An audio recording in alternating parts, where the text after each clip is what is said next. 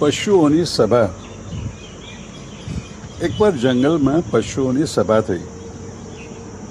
શિયાળ કહે, મેં સાંભળ્યું છે કે આપણે આવતા જન્મે જુદી જુદી યોનિમાં જઈશું.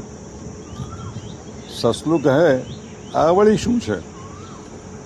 શિયાળ કહે, એનો અર્થ આપણે જ્યારે મરી જઈશું ત્યારે હું શિયાળમાંથી કદાચ તારા જેવો સસલો થાઉં, તું સસલામાંથી કાચબો, કાચબો વળી હાથીનો જન્મ લે, અને આ બધું બસ ચાલ્યા જ કરશે.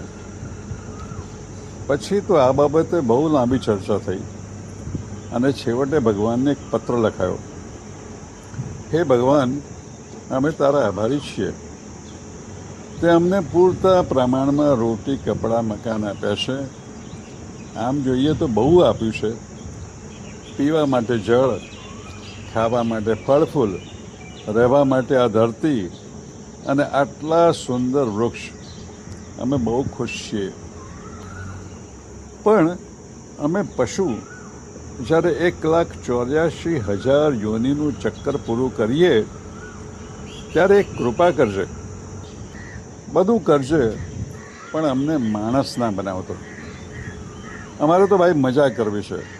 ભણવા નથી જવું, મોટાથી નોકરી નથી કરવી, લગ્ન નથી કરવા, છોકરા નથી કરવા, છોકરાની ચિંતા અને પછી એનાય છોકરાની ચિંતા નથી કરવી. વળી અમે સાંભળ્યું છે કે માણસનું પેટ ભરાતું જ નથી. એને બસ વધારે જ જોઈએ.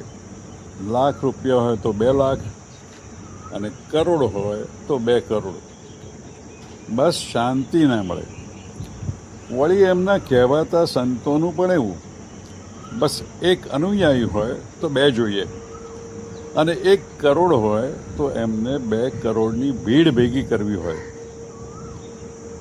ભાઈ સાહેબ, અમારે આ હિન્દુ, મુસ્લિમ, શિયા, સુન્ની, કેથલિક, પ્રોટેસ્ટન્ટ, અમીર ગરીબ, સવર્ણ અવર્ણ નથી કરવું. કોઈની જોડે લડવું નથી. અને એવું નથી કે અમે અંદર લડતા નથી, પણ લડતા જો સામેવાળો હારી જાય, ચિત્ત થઈ જાય, તો અમે એને મારી નથી નાખતા. એને ત્યાં છોડી અમે આગળ વધીએ છીએ. અને આ દુનિયાની કહેવાતી પ્રગતિશીલ જાતિ માણસ, એને તો ભાઈ આ પૃથ્વીનું નિકંદન કર્યું છે.